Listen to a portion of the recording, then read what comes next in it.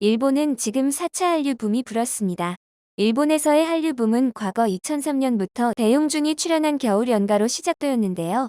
2008년부터 2010년까지는 동방신기, 카라, 소녀시대, 빅뱅이 한류의 초석을 다졌고 2015년부터 2018년까지는 BTS, 블랙핑크가 K-팝의 입지를 굳건히 다지며 한류를 이끌어왔습니다. 그리고 최근 사랑의 불시착, 기생충, 오징어 게임 등 컨텐츠로까지 소비가 확대되면서 일본에선 한 단계 더 깊어진 한류 붐이 일고 있죠. 특히 코로나가 확산되면서 넷플릭스, 유튜브를 통해 한국의 컨텐츠를 많이 접한 일본의 MZ세대들에게 한류가 빠르게 확산되고 있는 것이었는데요. 영화 기생충이 지난해 일본 박스오피스에서 3주 연속 1위를 하고 사랑의 불시착, 이태원 클라스 등의 한국 드라마가 일본 넷플릭스 순위에서 1위와 2위를 오랫동안 놓치지 않기도 했었죠. 이런 한류의 인기는 드라마나 영화에만 국한되지 않았습니다. 트와이스는 일본에서 5회 연속으로 앨범 판매량 25만 장을 넘겼고 방탄소년단은 일본 음악계 최고 권위 시상식인 일본 골드디스크에서 8관왕을 하고 2주 연속 오리콘 주간 앨범 차트 1위를 했습니다. 그뿐만 아니라 한때 만화 강국이라고 불렸던 일본에서 여신 강림, 싸움 독학, 치즈 인 더 트랩 등 K-웹툰이 순위를 장악하기 시작했습니다. 일본 내에서 이렇게 한류 붐이 일다 보니 이상한 현상도 하나 발견되었는데요. 바로 도안놀이입니다. 도안놀이는 한국 여행을 가는 것처럼 흉내 내며 노는 것을 뜻합니다. 일본은 폐쇄성이 강한 나라 중 하나로 알려져 있죠. 일본의 관광업은 일본인들의 국내 여행으로 성장한 것이라는 말도 있을 정도로 원래 일본 사람들은 해외여행을 좋아하지 않는데요. 일본의 젊은 세대들은 기성세대와는 달리 새로운 여행지로 일본 대신 한국을 택했습니다. 하지만 코로나의 여파로 해외여행을 하지 못하자 이 마음을 달래기 위해 한국에 온 것처럼 흉내내는 놀이가 바로 도안놀이입니다. 이들은 한류 드라마에 나오는 장면을 흉내내기도 하고 한국말도 섞어가며 대화를 나눈다고 합니다. 또 K-팝을 따라 부르며 춤을 추기도 하고 한국 메이크업을 하거나 한국의 음식을 놓고 인증샷을 찍으면서 놀기도 하죠. 어렸을 적부터 한국 컨텐츠를 많이 접하면서 한국 문화에 익숙해지다 보니 젊은 층에서는 한국의 친밀감을 느끼는 사람들이 굉장히 많아졌다고 합니다. 컨텐츠에서 국경은 사라지고 그 자리를 선점한 것은 바로 K-팝, K-드라마, K-웹툰이었습니다. 특히 이런 K-문화가 일본에 얼마나 스며들었는지 알 수 있었던 사례가 또 하나 있었는데요. 바로 얼마 전 일본 진로에 올라온 소주 광고입니다. 이 광고에는 한국 드라마에서 많이 볼 수 있었던 슬로우 모션, 상대방의 눈을 보며 집중하는 남성의 얼굴 클로즈업 등 여러 가지 한국 드라마의 클리셰가 가득 들어 있었죠. 게다가 OST마저도 한국 음악으로 되어 있고 광고의 타이틀도 한국 드라마로 배우는 연애지침서였습니다. 진로 측은 여기에서 몇 개나 공감할 수 있냐는 말까지 덧붙이며 한국 문화에 대한 일본 사람들의 공감을 유발했는데요. 진로 측에서 이런 광고를 낼 수 있었던 건 그만큼 일본 사람들이 한국 드라마의 클리셰가 익숙할 정도로 한국 드라마를 많이 보기 때문이었습니다. 진로는 이런 흐름을 파악하고 한들을 좋아하는 일본 사람들에게 먹힐 만한 광고를 만든 것이었죠.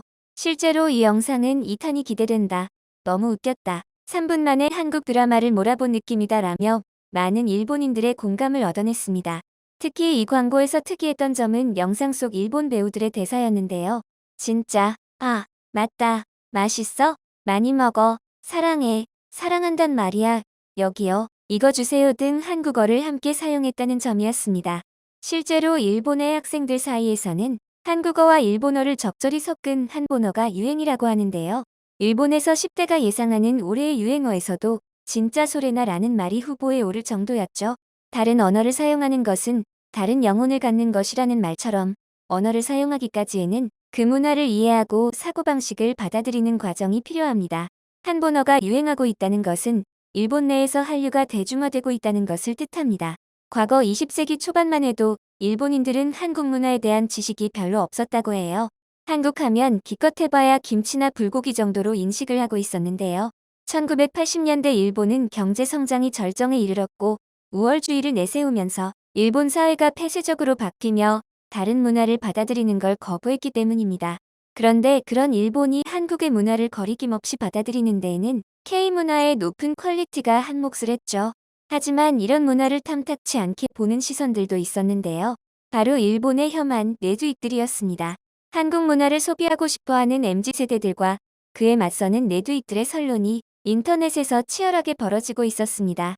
한번 어떤 내용인지 보고 오시죠. 드라마에서 파리풍으로 묘사를 하고 있지만 나라 자체는 터무니없기도 하지. 겨울 연가는 심했지. 몇 개 정도 봤지만 뭐가 좋아서 한류라고 하는지 이상해. 그만큼 일본 드라마나 영화가 퀄리티가 안 된다는 걸 증명하는 거지. 각본이나 배우도 베테랑 배우들만 아직도 버티고 있는 상태고, 예전에 타무라 마사카즈의 드라마를 봤었고 며칠 전부터는 가지런하지 않은 사과나무를 보기 시작했는데 작품은 훌륭하긴 했어. 근데 그런 좋은 작품에 배우들은 기존 베테랑 배우들밖에 없더라고. 새로 나오는 배우들은 모두 매력이 없는 거품들 같아. 최근에 한국을 어필하는 거 보면 지긋지긋하다. 한국 드라마를 볼 바엔 낮 드라마를 보는 게 낫지. 한류 드라마는 재미없어. 같은 사람이 몇 번을 빌리고 있는 거지. 청년의 사고방식이 그렇게 된 것은 언론의 책임도 있어요. 내가 어렸을 때는 언론이 미국을 찬양했습니다. 뭐 지금은 전혀 동경은 하지 않지만요. 젊을 때는 표면의 얕은 부분밖에 보이지 않는 거죠. 한국어를 공부하고 있다거나 한국 여행을 가고 싶어 미칠 것 같다 등등. 내 시점에서 생각하면 믿을 수 없을 법한 생각이지만 확실히 그런 아이들은 존재하긴 해. 정면으로 부정하는 것이 아니라 배경도 포함해 고찰할 필요는 있을 거야. 실제로 30대 이하의 세대는 한류를 무척 좋아하죠. 음악 방송의 랭킹도 대부분이 한류입니다. 오늘 JCI가 주최하는 이벤트가 진행되는데 BGM의 라스트는 역시 한류입니다. 젊은 세대 입장에서 보면 엔터테인먼트 업계에서는 틀림없이 일본보다도 선두에 있는 것이겠죠. 한국이 더 새로운 것에 빠르게 도전한다. 물론 유행이 끝나는 것도 빠르지만 일본도 좀 더 붐을 먼저 만들어야 한다고 생각한다.